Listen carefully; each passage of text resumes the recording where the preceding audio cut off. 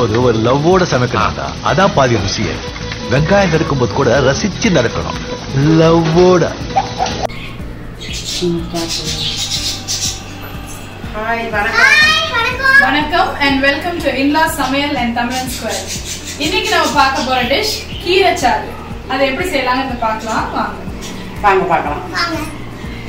கீரைக்கு வந்து ரொம்ப எதுவும் அதிகமாக எதுவும் தேவையில்லை. இந்த கீரைச்சாருக்கு ஒரு 10 சின்ன வெங்காயம் கட் பண்ணி பொடிசாக கட் பண்ணி வச்சுருக்கிறேன். இந்த அளவுக்கு. அதனால் ஒரு 5 பச்சை மிளகா.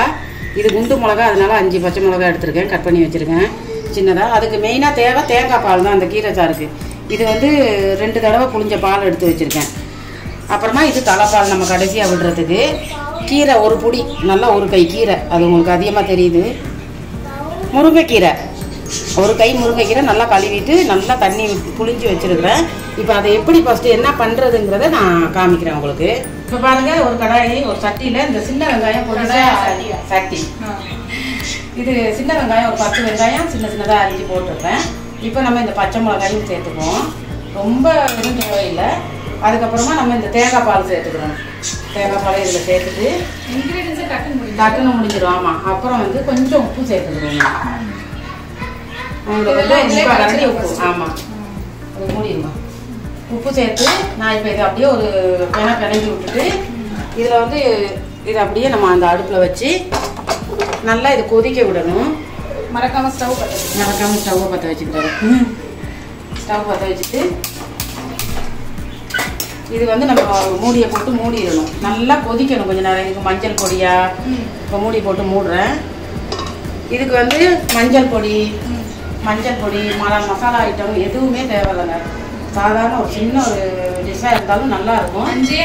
5 இது வந்து செஞ்சு சாப்பிட்டா அவ்வளோ நல்லா, வயிற்றுக்கு நல்லா. நிறைய பேர் முருங்கைக்கீரை பொரியல் பண்ணியிருக்கலாம். முருங்கைக்கீரை வந்து பொரியரிசி போட்டு கூட செய்வாங்க. பொரியரிசியெல்லாம் போட்டு செய்வாங்க, பொரியரிசியெல்லாம் போட்டு. ஆனால் நான் வந்து இந்த கீரைச்சாறுங்கிறது, இந்த கீரைச்சாறு வைக்கும்போது அதில் நம்ம ஒரு 10 இறால் இல்லைன்னா எறா, உங்களுக்கு இறால்னா புரியாது, 10 எறா இல்லை ஒரு 5 எறா கூட போட்டால் கூட அந்த கீரைச்சாறு அவ்வளோ சூப்பராக இருக்கும். நான் எல்லாம் ரெடி பண்ணி முடிச்சுட்டு உங்களுக்கு காமிச்சேன். இதுக்கு வேலை வந்து இந்த இது முருங்கைக்கீரையை கிள்ளி வச்சுட்டு தேங்காய் பால், அவ்வளோதான். தேங்காய் 2 தான் மெயின். நம்ம நல்லா அதை பொடிசாக அரிஞ்சு வச்சுருக்கணும். அதே தவிர நம்ம லேசாக உருவி வச்சுக்கிட்டாலும் ஒரு காம்பே இல்லாமல் உருவி வச்சுருக்கேன். முருங்கைக்கீரை வந்து இந்த கொரோனா டைமுக்கு ரொம்ப நல்லது. நான் இந்த முருங்கைக்கீரையிலே சூப்பு வைக்கிறது ஒரு வீடியோ நான் போடுறேன் உங்களுக்கு பாருங்க. மெயினாக இந்த டிஷ்ஷு நல்லா இருக்கும். எங்கள் வீட்டில் எல்லாருக்கும் கொரோனா வந்துச்சு. கொரோனா வந்து அது 4-5 months ஆயிடுச்சு. இப்போ எல்லாருமே டோட்டலி ரிகவர்டு.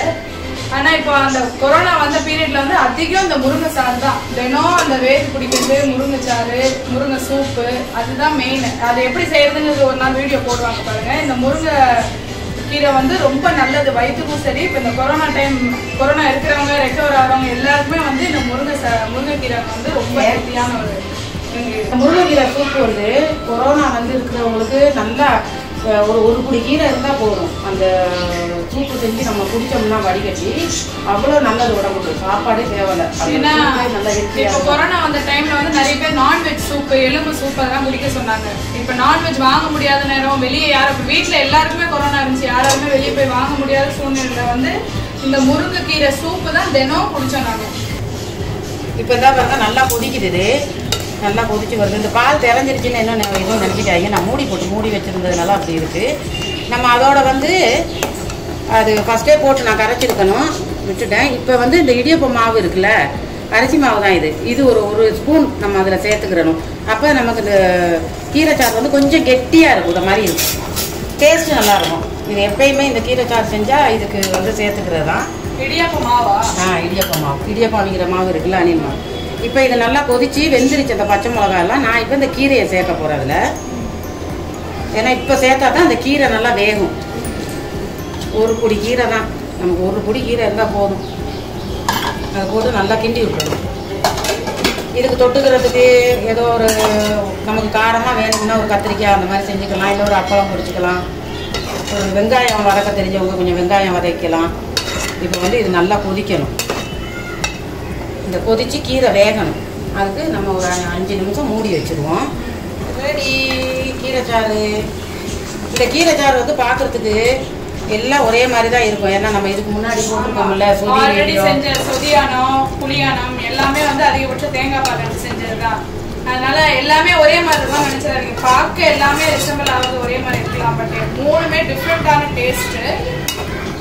அதே மாதிரி பீக்கங்காய் வெள்ளைக்கறின்னு ஒன்று போட்டிருக்கேன் நேற்று ஒரு வீடியோ, அதுவும் தேங்காய் பால் தான். நீங்க வந்து என்ன எல்லாம் ஒரே மாதிரியே இருக்கு அப்படியெல்லாம் நினைச்சிடாதீங்க. டேஸ்ட் எல்லாமே வேற வேற மாதிரி இருக்கும். டிஷ்ல நம்ம கலந்து எல்லாத்துக்குமே வந்து சொன்ன தேங்காய் பால் கலக்குறோம், எல்லாம் மூணுமே விதவிதமான டேஸ்ட்ல இருக்கும். அது பீக்கங்காய் வந்து புளியானம், அப்புறம் பருப்பு முருங்காய் வெள்ளைக்கறின்னு ஒன்று போட்டேன். எல்லாம் ஒன்று தான், ஆனால் டேஸ்ட் எல்லாம் வித்தியாசமாக இருக்கும். நீங்கள் கண்டிப்பாக ட்ரை பண்ணுங்கள். இப்போ இது வந்து வெந்துருச்சு நல்லா. கீரை நாங்கள் பாருங்கள், கீரை நல்லா வெந்துருச்சு பாருங்கள். 5 நிமிஷம். இப்போ வந்து நாங்கள் தலைப்பால் ஊற்ற போகிறோம். இது வந்து நீங்கள் செஞ்சு சாப்பிட்டு பாருங்கள். தொட்டுக்கிறதுக்கு கொஞ்சம் காரமாக ஏதாவது பண்ணி அவ்வளோ நல்லாயிருக்கும். இது காரமே இருக்காது. இது வந்து நம்ம கொதிக்க விடக்கூடாது. தலைப்பால் விட்டோம்னா கொதிக்க விடக்கூடாது. இதுக்கு புளிப்பு எதுவுமே தேவையில்லை. காரமும் இருக்காது. குழந்தைங்க முதற்கொண்டு பெரியவங்க வயசானவங்க முதற்கொண்டு சாப்பிடலாம். நல்ல ஒரு மெடிசன் மாதிரி இது எனக்கு தெரிஞ்சு. வயிற்று புண்ணுக்கெல்லாம் ரொம்ப நல்லது. முருங்கைக்கீரையும் சரி தேங்காய் பாலும் சரி ரெண்டுமே வயிற்று புண்ணு ஆற்றக்கூடிய அல்சர் இருக்கிறவங்களுக்கெல்லாம் ரொம்ப நல்லது. இங்கே பாருங்க, பார்க்கறதுக்கே எவ்வளோ அழகா இருக்கு. இப்போ அவ்வளோதாங்க, கீரை சாறு ரெடி. கொதிக்க விடக்கூடாது. நம்ம ஊற்றினோடனே செஞ்சு முடிச்சோடனே நம்ம வேற பாத்திரத்துக்கு மாற்றிடணும். அதிலே வச்சிடக்கூடாது. ஒரு மாதிரி தெரிஞ்ச மாதிரி ஆயிடும். கரண்டி எடுணும். நானே இது அப்படியே நம்ம பாத்திரத்தில் மாற்றி மூடி வச்சுக்கணும்.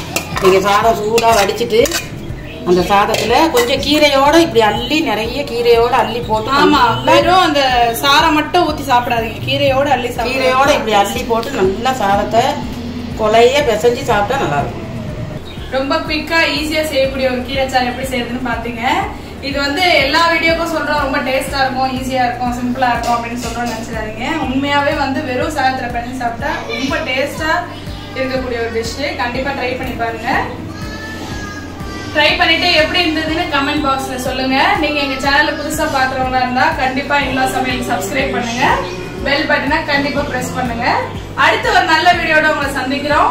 until then பாய். நானும் அதே தான் சொல்றேன், பெல் பட்டனை கிளிக் பண்ணுங்க.